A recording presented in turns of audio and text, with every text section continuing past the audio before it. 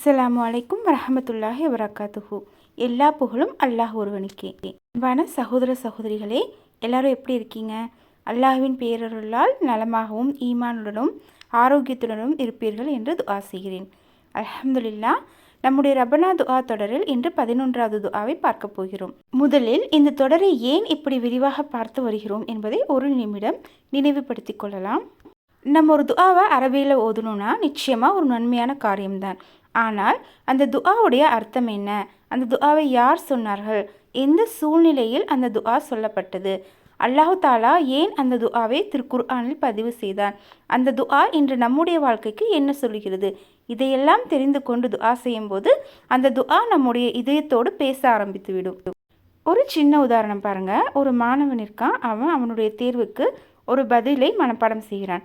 ஆனால் அதற்கு என்ன அர்த்தம் என்று அவனுக்கே தெரியல. தேர்வில் அவன் எழுதிடுவான். ஆனால் அந்த அறிவு அவனுடைய வாழ்க்கைக்கு அதிகமாக உதவாது. அதே மாணவன் அந்த பாடத்தை புரிந்து கொண்டு படித்தால் என்னாகும்? அந்த அறிவு அவன் மனதில் நிலைத்து நிற்கும். தேவையான நேரத்தில் அதை சரியாக பயன்படுத்தவும் முடியும். நம்ம செய்கிற ஒவ்வொரு துஆவும் அப்படித்தான். வெறும் மனப்பாடம் செய்து ஓதுவது ஒரு நன்மை. ஆனால் அதன் அர்த்தத்தை புரிந்து கொண்டு அது அருளப்பட்ட பின்னணியை அறிந்து அந்த உணர்வோடு அல்லாஹ்விடம் கையேந்தும் போது அந்த துஆ இன்னும் ஆழமாக நம் உள்ளத்தை தொடும்.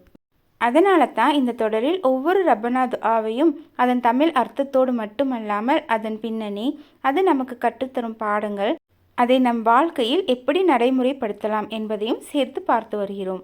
அல்லாஹு தஆலா இந்த முயற்சியை நம் அனைவருக்கும் பயனுள்ளதாக ஆக்குவானாக. ஆமீன். இன்ஷா அல்லாஹ். இன்றைய துஆவை பார்ப்போம்.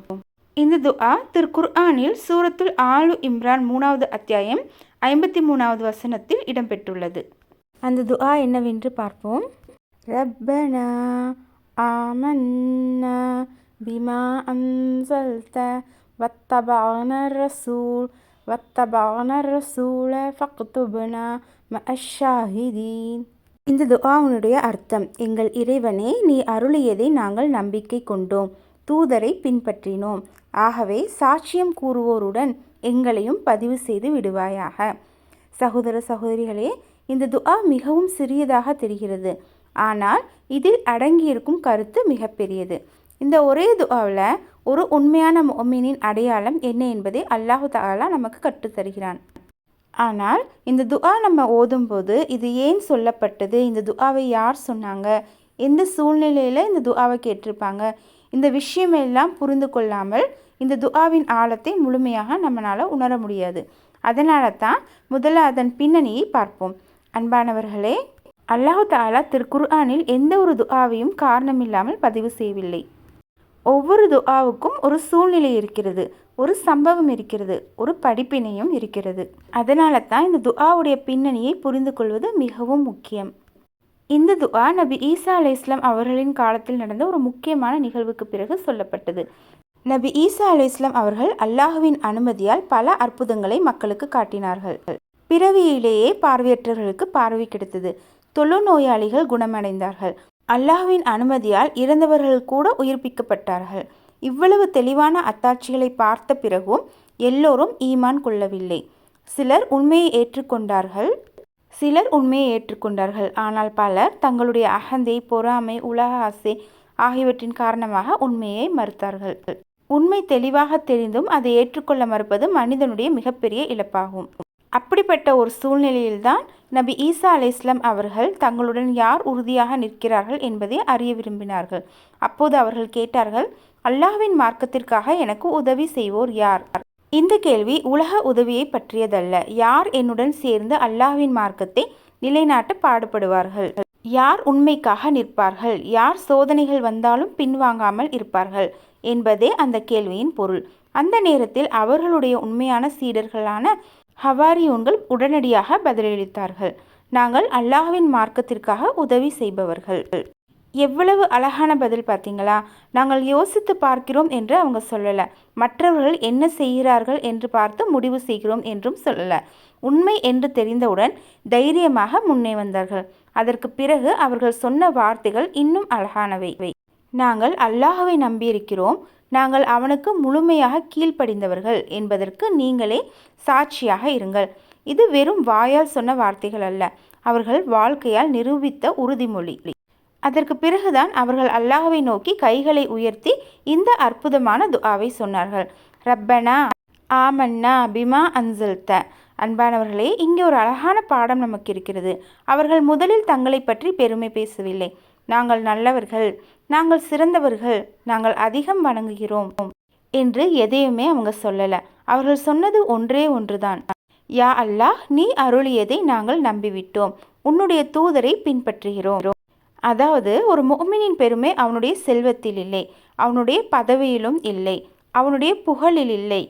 அவனுடைய உண்மையான பெருமை என்னவென்றால், நான் அல்லாஹ்வை நம்புகிறேன், அல்லாஹ்வின் கட்டளையை பின்பற்றுகிறேன் என்று வாழ்வதில்தான் இருக்கிறது.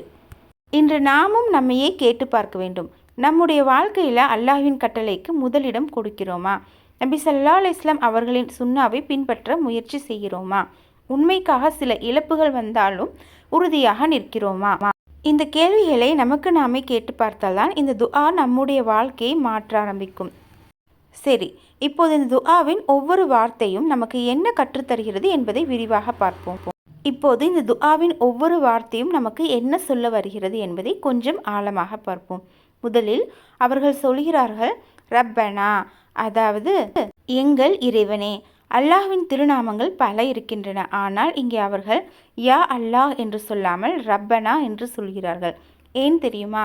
ரப் என்றால் நம்மை படைத்தவன், நம்மை வளர்ப்பவன், நமக்கு தேவையான அனைத்தையும் வழங்குபவன், நம்மை பாதுகாப்பவன், நம்முடைய குறைகளை சரி செய்து படிப்படியாக நல்ல நிலைக்கு உயர்த்துபவன். அதனால்தான் அவர்கள் முதலில் எங்கள் இறைவனே என்று அல்லாஹ்வை அழைக்கிறார்கள். இதிலிருந்து நமக்கும் ஒரு அழகான பாடம் கிடைக்கிறது. நமக்கு எந்த கவலை இருந்தாலும், எந்த பிரச்சனை இருந்தாலும் முதலில் நாம் திரும்ப வேண்டியவன் அல்லாஹ் தான். மனிதர்கள் உதவலாம், ஆனால் எல்லா உதவிகளுக்கும் சொந்தக்காரன் அல்லாஹ் மட்டும்தான். அடுத்ததாக அவர்கள் சொல்கிறார்கள் ஆமன்னா பிமா அன்சல்த, நீ அருளியதை நாங்கள் நம்பிக்கை கொண்டோம். இங்கே அவர்கள் நாங்கள் கொஞ்சம் நம்புகிறோம் என்று சொல்லவில்லை, சில விஷயங்களை மட்டும் ஏற்றுக்கொள்கிறோம் என்றும் சொல்லவில்லை. அல்லாஹ் தஆலா அருளிய அனைத்தையும் முழுமையாக ஏற்றுக்கொண்டோம் என்று உறுதியுடன் சொல்கிறார்கள். சகோதர சகோதரிகளே, இதுதான் உண்மையான ஈமான். இன்று பல நேரங்களில் நமக்கு பிடித்த கட்டளைகளை மட்டும் ஏற்றுக்கொண்டு நமக்கு கஷ்டமாக இருப்பதை விட்டுவிடும் மனநிலை வந்துவிடுகிறது. ஆனால் ஒரு முஃமின் இப்படி சிந்திக்க மாட்டான். யா அல்லாஹ், நீ சொன்னது என்பதற்காகவே நான் ஏற்றுக்கொள்கிறேன் என்று சொல்வதுதான் முழுமையான ஈமான். அடுத்ததாக வத்தபானா ரசூல், தூதரை நாங்கள் பின்பற்றினோம். இங்கே இன்னொரு முக்கியமான பாடமும் இருக்கிறது. அல்லாஹ்வை நேசிக்கிறேன் என்று சொல்வது மட்டும் போதாது, அல்லாஹ்வின் தூதரின் வழியையும் பின்பற்ற வேண்டும். ஏனென்றால் திருக்குர்ஆனை எப்படி வாழ்க்கையில் நடைமுறைப்படுத்துவது என்று நமக்கு கற்றுக் கொடுத்தவர்கள் நபிமார்கள். அவர்களின் வழிதான் நம்மை அல்லாஹ்விடம் கொண்டு செல்லும் பாதுகாப்பான பாதை. அதனால்தான் அவர்கள் நாங்கள் தூதரை பின்பற்றினோம் என்று பெருமையாக அல்ல, நன்றி உணர்வோடு சொல்கிறார்கள். நாமும் தினமும் நம்மையே கேட்டுக்கொள்ள வேண்டும்.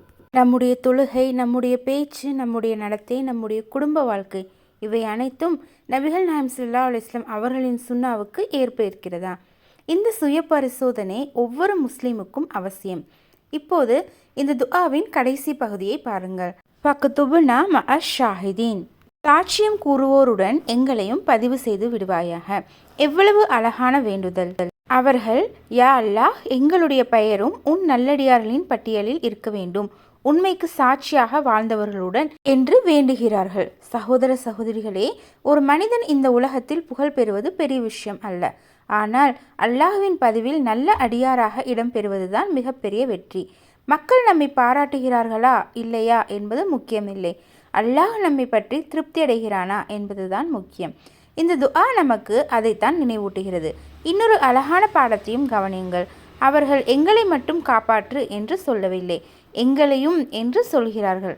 அதாவது நல்லவர்களின் கூட்டத்தில் நாமும் இருக்க வேண்டும் என்று ஆசைப்படுகிறார்கள். ஒரு முஃமின் தனியாக சொர்க்கத்தை விரும்ப மாட்டான். தன்னுடைய குடும்பமும், பெற்றோரும், பிள்ளைகளும், நண்பர்களும், உண்மையான முஃமின்களும் அனைவரும் அல்லாஹ்வின் அருளை பெற வேண்டும் என்று விரும்புவான். இதுதான் இஸ்லாம் நமக்கு கற்றுத்தரும் அழகான சகோதரத்துவ உணர்வு. அன்பானவர்களே, இந்த ஒரு சிறிய துஆவிலேயே ஈமான், நபிமார்களை பின்பற்றுதல், உண்மைக்காக வாழ்தல், நல்லவர்களுடன் சேர வேண்டும் என்ற ஆசை என ஒரு முஸ்லிமின் முழு வாழ்க்கை பாதையும் அடங்கியிருக்கிறது. அதனால் தான் இந்த துஆவை நாம் அடிக்கடி ஓதி அதன் அர்த்தத்தை மனதில் நிறுத்தி வாழ வேண்டும். சரி, இந்த துஆவை நம்முடைய வாழ்க்கையில் எந்தெந்த நேரங்களில் ஓதலாம்? இதிலிருந்து நாம் எடுத்துக்கொள்ள வேண்டிய மிக முக்கியமான பாடங்கள் என்ன? தொடர்ந்து பார்ப்போம் இன்ஷா அல்லாஹ். அன்பானவர்களே, இவ்வளவு நேரம் இந்த அழகான ரப்பனா துஆவை பற்றியும் அதன் பின்னணியையும் அது நமக்கு கற்றுத்தரும் பாடங்களையும் பார்த்தோம்.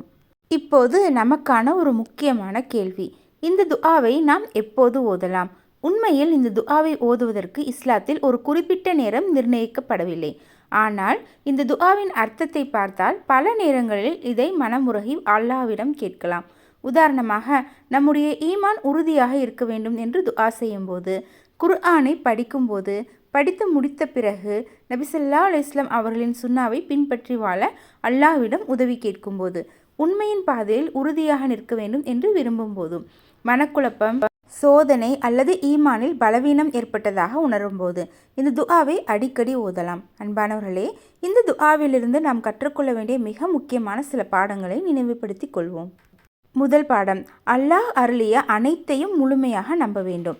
இரண்டாவது, நம்பிக்கை மட்டும் போதாது, நபிமார்களின் வழியையும் பின்பற்றி வாழ வேண்டும். மூன்றாவது, உண்மைக்காக வாழ்வது சில நேரங்களில் சோதனைகளை கொண்டு வரும். ஆனால் அந்த சோதனைகளில் உறுதியாக நிற்பவர்களைத்தான் அல்லாஹ் தஆலா உயர்த்துகிறான்.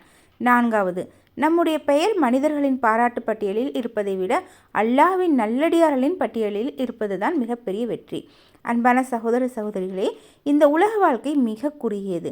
இன்று நம்மை புகழ்பவர்கள் நாளை நம்மை மறந்துவிடலாம். நம்முடைய செல்வமும் பதவியும் புகழும் ஒரு நாள் முடிந்துவிடும்.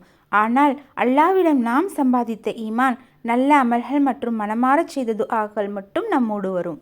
அதனால்தான் திருக்குர்ஆனில் அல்லாஹ் தஆலா கற்றுக் கொடுத்த இந்த ரப்பனா துஆக்களை வெறும் மனப்பாடம் செய்வதோடு நிறுத்தாமல் அவற்றின் அர்த்தத்தை புரிந்து கொண்டு வாழ்க்கையில் நடைமுறைப்படுத்த முயற்சி செய்வோம். அடுத்த முறை இந்த துஆவை ஓதும்போது அதன் ஒவ்வொரு வார்த்தையையும் நினைத்து ஓதுங்கள். யா அல்லாஹ், நீ அருளியதை நான் உண்மையாக நம்புகிறேன். உன் தூதரின் வழியை பின்பற்றி வாழ விரும்புகிறேன். உண்மைக்கு சாட்சியாக வாழ்ந்த நல்லடியார்களுடன் என்னையும் சேர்த்தருள்வாயாக என்று மனமுருகி கேளுங்கள். இன்ஷா அல்லாஹ் இந்த துஆ இன்னும் ஆழமாக உங்கள் இதயத்தை தொடும். அல்லாஹ் தஆலா திருக்குர்ஆனை உண்மையாக நம்பி அதன்படி வாழக்கூடியவர்களாகவும், நபிகள் நாயகம் ஸல்லல்லாஹு அலைஹி வஸல்லம் அவர்களின் சுன்னாவை பின்பற்றி வாழக்கூடியவர்களாகவும், மறுமை நாளில் நல்லோரின் கூட்டத்தில் நம்மை எழுப்பக்கூடியவர்களாகவும் நம்மையும் நம் சந்ததியினரையும் ஆக்குவானாக. ஆமீன். இந்த பதிவு உங்களுக்கு பயனுள்ளதாக இருந்திருந்தால் உங்கள் குடும்பத்தினருக்கும் நண்பர்களுக்கும் பகிருங்கள். ஒருவருக்கு ஒரு திருக்குர்ஆனில் இடம்பெறும் துஆவை கற்றுக் கொடுப்பதும் ஒரு சிறந்த சதக்கத்துல் ஜாரியாவாக அமையலாம். இதுவரை இந்த ரப்பனா துஆ தொடரை பார்த்து ஆதரவு அளித்து வரும் அனைவருக்கும் ஜஸாக்குமுல்லாஹ் ஹைரன். இன்ஷா அல்லாஹ் அடுத்த ரப்பனா துஆவுடன் மீண்டும் சந்திப்போம். அஸ்ஸலாமு அலைக்கும் வரஹ்மத்துல்லாஹி வபரகாத்துஹு.